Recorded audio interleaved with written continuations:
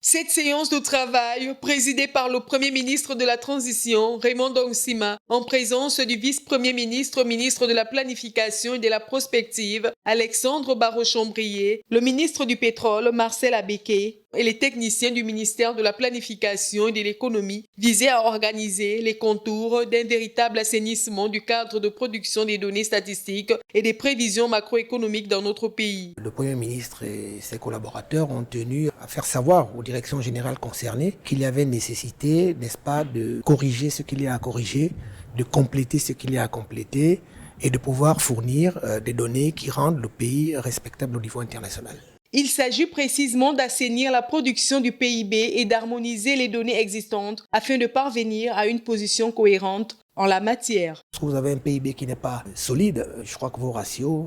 partent à la dérive et le pays peut être totalement discrédité. Et dans ces conditions, il faut faire tout ce qu'il faut pour que nous restions dans une lancée crédible, surtout que nous sommes dans une période de transition où nous devons changer beaucoup de choses. Il revient aux deux entités administratives de conjuguer leurs efforts et explorer, comme l'a recommandé le chef du gouvernement de la transition Raymond Ndongsima, toutes les pistes macroéconomiques avec un calcul du PIB sur tous les angles réels, monétaires et financiers. Que ces différentes approches doivent nous aider, n'est-ce pas, à établir quelque chose qui soit solide et difficilement attaquable. C'est donc un système de collecte de données qu'il faudrait attaquer avec une bonne méthode car les données statistiques dépendent des déclaratifs. Ceci permettant, au niveau statistique, de pouvoir élaborer des estimations et des valorisations d'un certain nombre d'agrégats.